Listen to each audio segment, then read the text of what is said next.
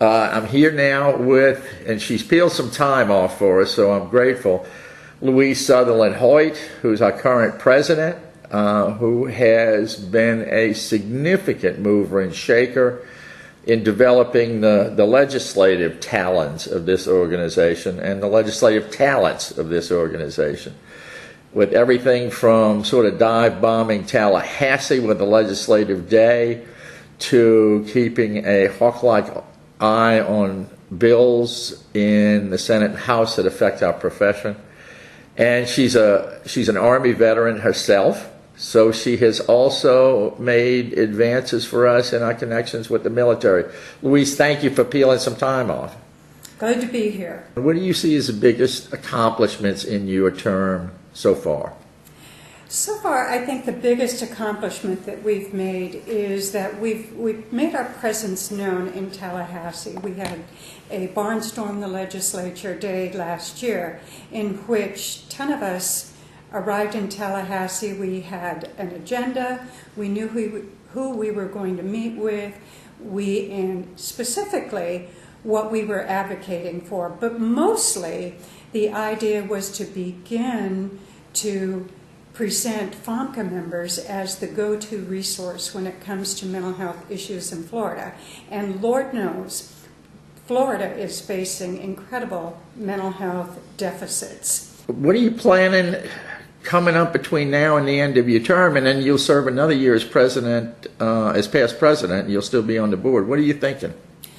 Well, after this conference, and I think starting in March, my objectives are to pay a visit to each region and to hopefully use that as a means to springboard into the development of what Frank has talked about, which is a priority, into developing significant subchapters. The next thing I would like to make sure that is addressed fully, and that is with ensuring that we have bill passed in Tallahassee that would begin to create additional enhanced portability so that other mental health counselors from other states will be able to move into Florida without having to jump through a whole lot of hoops to get licensed.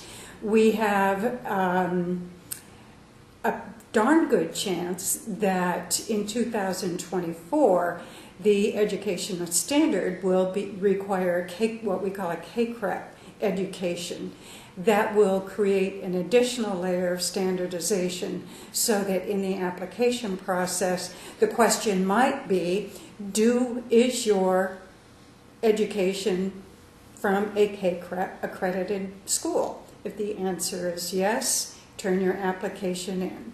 So that would be the ideal, but that will be evolving as we begin to promulgate regulations should this bill pass, and it looks really good. Louise, because of your own background in the military and all that, serving on your board, I found you to be a strong advocate of the military connection.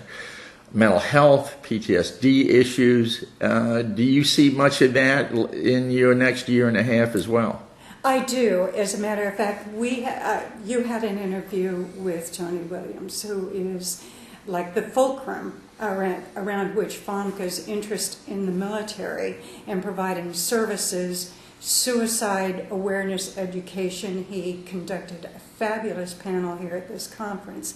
So I would like to be able to work with Tony and be a part of his cadre in continuing to develop his program of veterans counseling veterans. And my specialty, of course, is in dealing with military grief in a trauma-informed way. So I look to be able to enhance that within the military community.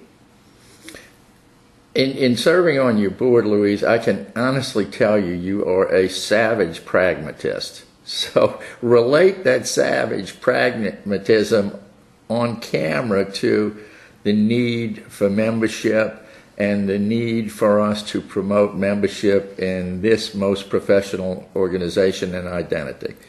Well, it's good that you asked that question because we had a recent conversation about money and money being required to survive, money being necessary to fund conversations with legislators in Tallahassee, in Washington, D.C., being able to utilize, maximize our lobbyist, Corinne Mixon, who is beginning to do a fabulous job for us in keeping us in the loop. Have a great relationship. We want to be strong in developing smaller mental health communities that are interactive with the regions and therefore the mothership, which is FMHCA itself. We want to be powerful, we want to be strong, we want to advocate not only for our profession, but the population in Florida that is going to need our services. Florida is practically at the bottom of the barrel when it comes to money that they're spending on mental health services. Can you believe 49th in the state, in the country? Also among senior citizens, the elderly. Suicide rate is, we are 14th in the nation. That is unacceptable. If we get Medicare, I keep confusing the two, when we get Medicare passed, it will increase the number of mental health providers in this state by 2/3. Can you imagine that? That how long, for how many years, the population, the Medicare population, has faced such an incredible shortage of mental health providers. Most of all, mental health providers in the rurals and with those areas that are incredibly underserved. We're ready to pick up the ball and run with it, get within the trenches, and be ready to serve. Okay, Louise, it's really encouraging to hear your passion for this. Having survived a year of you and enjoyed a year of you as president, let me congratulate you on that. And just end up by, again, thanking you for stripping off some time for us here today, because I know your duties are many and varied at the conference. Thanks again. Thank you, Joe.